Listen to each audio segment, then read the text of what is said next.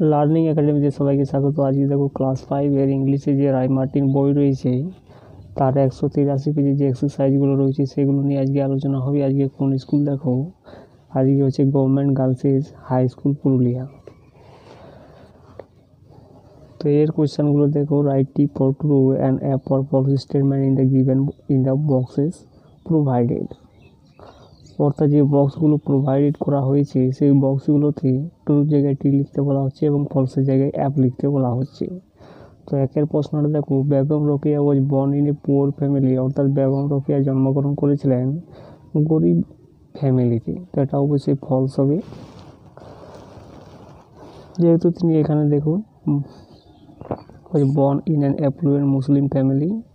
এরপরে দেখো দ্বিতীয় প্রশ্নটা দেখো, Rokeya set up A school for the poor Muslim girls of Bengal. এটা অবশ্যই ট্রু হয়ে যাবে, যেহেতু এখানে দেওয়া আছে দেখো এই যে in setting up A school for the poor Muslim girls of Bengal, তাহলে এটা দুই একটা হয়ে যাবে ট্রু। এবং তিনেরটা দেখো, she used to go to school every day. এটা অবশ্যই ফলস হবে, যেহেতু তিনি বাড়িতে পড়াশোনা শিখেছিলেন। চারেরটা দেখো, রোকেয়ার writings will be remember for ever. অর্থাৎ রোকেয়ার যে লেখাগুলো সেগুলো কিন্তু চিরকাল চিরস্মরণীয় হয়ে থাকবে। এটা অবশ্যই ট্রু হবে, যেহেতু এখানে লাস্টে বলা আছে দেখো some great books written by her both in Bengali and English will be remember for ever. এরপরে বিয়েরটা দেখো, fill in the blanks with suitable words from the text. অর্থাৎ সুটেবল ওয়ার্ড দিয়ে এই ব্ল্যাঙ্কগুলোকে ফিল করতে বলা হচ্ছে। এক একটা দেখো, APJ Abdul Kalam was a remarkable man. অর্থাৎ এপিজে আব্দুল কালাম একজন উল্লেখযোগ্য মানুষ ছিলেন। Education is necessary to succeed in life. অর্থাৎ এডুকেশনটা খুবই প্রয়োজনীয় জীবনের সাকসেসের জন্য।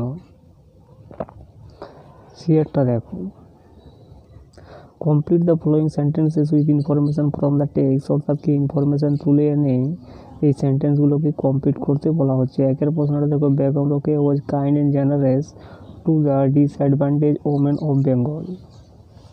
এই যে এখানে লাইনটা দেওয়া আছে দেখো, generous to the disadvantage women of Bengal. এরপরে দুইয়েরটা দেখো, বলছে at home Begum Rokeya learn Arabic and Persian. অর্থাৎ বাড়িতে বেগম রোকেয়া কী কী শিখেছিলেন? আরবিক শিখেছিলেন অ্যান্ড পার্সিয়ান শিখেছিলেন।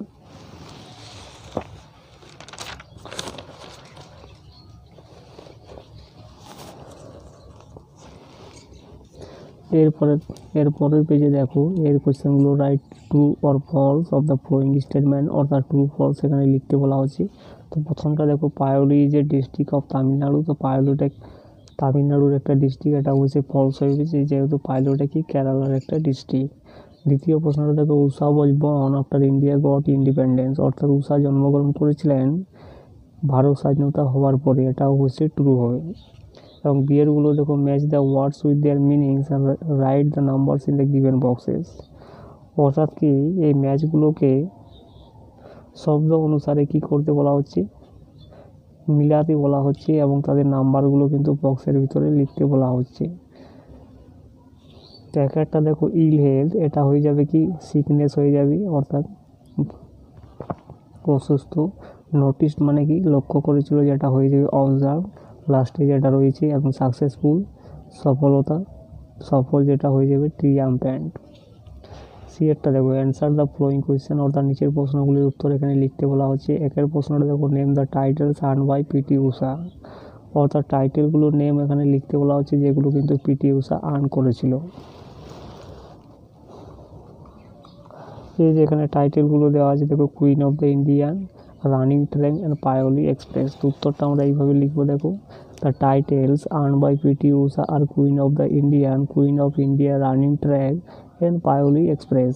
দ্বিতীয় প্রশ্নটা দেখো, how was Usha held in her early childhood. তো এখানে উত্তরটা দেওয়া আছে দেখো,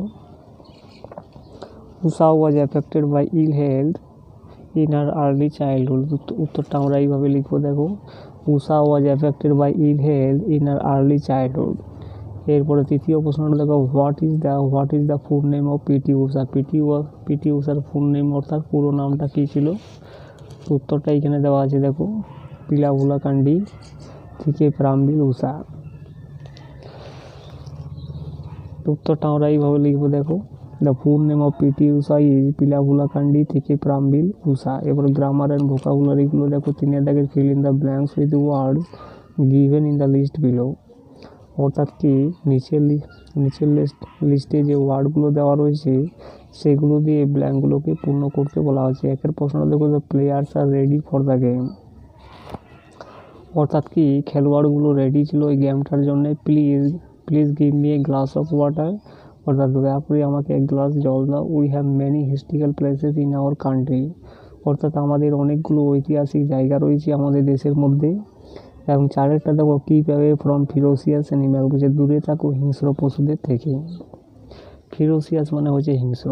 এবারে 4 দেখো, fill in the blanks with the correct forms of the verbs given in the brackets। অর্থাৎ কি ব্র্যাকেটে দেওয়া যে ভার্বগুলো রয়েছে সেগুলোর কারেক্ট ফর্মটা কিন্তু এখানে বসাতে বলা হচ্ছে ব্ল্যাঙ্কগুলোতে। তো একের প্রশ্নটা দেখো, last Sunday Reba visited the zoo. তো এটা ফার্স্ট অ্যান্সার দেওয়া রয়েছে লাস্ট সানডে, তাহলে কি হয়ে যাবে, এটা ভিজিটেড অর্থাৎ পরিদর্শন করেছিলেন গত রবিবারে রেবা ওই জুটাকে, চিড়িয়াখানাটাকে।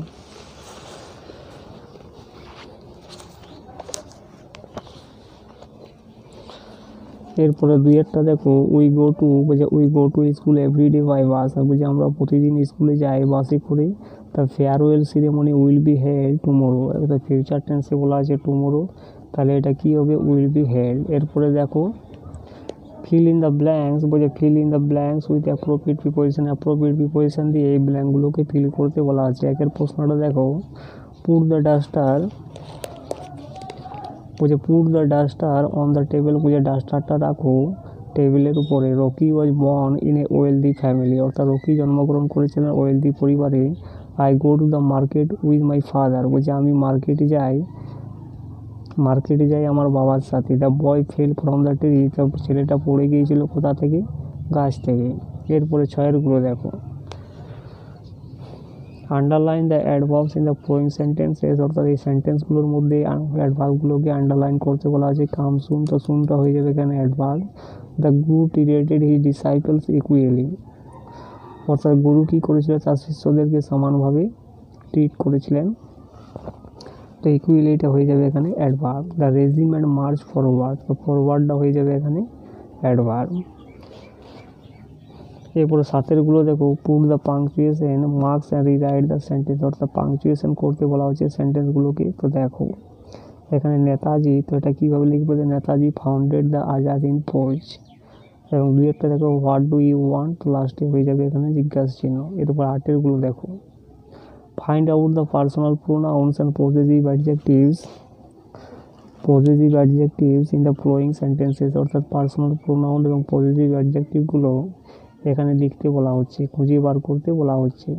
হি ফট ফর হিজ কান্ট্রি, তো পার্সোনাল প্রোনাউনটা হয়ে যাবে হি এবং পজিটিভ প্রোনাউনটা হয়ে যাবে his. We are proud of our school, তো পার্সোনাল প্রোনাউন হয়ে যাবে এখানে উই এবং পজিটিভ প্রোনাউনটা হয়ে যাবে our. He is my friend, তাহলে হিটা হয়ে যাবে পার্সোনাল প্রোনাউন, পজিটিভ প্রোনাউনটা হয়ে যাবে মাই।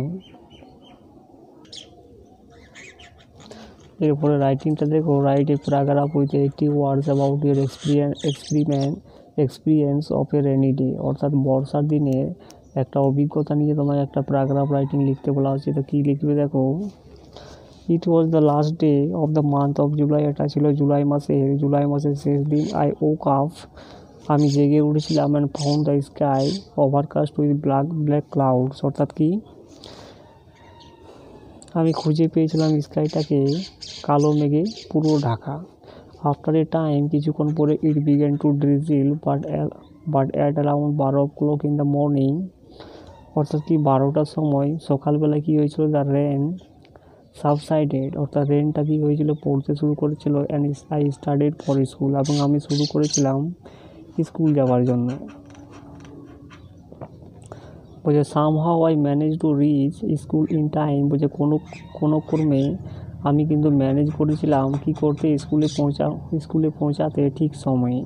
However after the first period of class, অর্থাৎ ক্লাসের ফার্স্ট পিরিয়ডের ঠিক পরে, ইট ওয়াজ রেনিং হেভিলি, বৃষ্টি পড়তে শুরু করেছিল, অর্থাৎ গভীরভাবে বৃষ্টি পড়তে শুরু করেছিল জোরদারভাবে, that nothing could be seen even at a short distance, যেটাকে কিন্তু দেখা যাচ্ছিল না পাশে থেকে। The roads, streets and our school ground flooded very soon, রোডগুলো, রাস্তাগুলো এবং আমাদের যে স্কুলের মাঠটা ছিল সেটা কী হয়েছিল, পুরোপুরি জলে ভর্তি হয়ে গিয়েছিল। The school was over after the 4th period, এবং আমাদের স্কুলকে ছুটি দিয়ে দিয়েছে,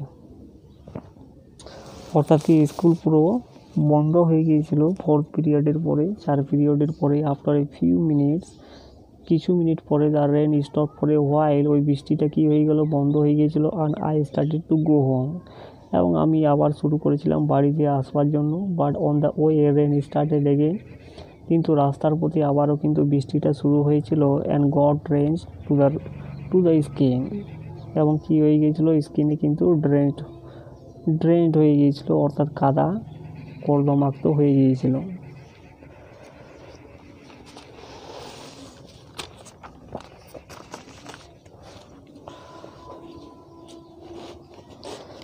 এরপরে কী লিখবে দেখো, সামহাও আই রিটার্ন হোম, বলছে কোনো ক্রমে আমি বাড়ি ফিরেছিলাম। And enjoy the delicious dish, এবং উপভোগ করেছিলাম সুস্বাদু খাবার। At night when I was about to fall sleep, বলছে রাত্রিবেলায় যখন আমি ঘুমাতে যাব, I heard the rain pouring, অর্থাৎ আমি শুনেছিলাম যে বৃষ্টিটা ঝরঝর করে পড়ছে, স্টিল দেন, তখনও পর্যন্ত। Always the experience of a rainy day, বলছে সর্বদাই এই রেনি ডেনের যে অভিজ্ঞতাটা, I never forget in life, এই যে অভিজ্ঞতাটা আমি কিন্তু কখনোই পাইনি আমার জীবনে।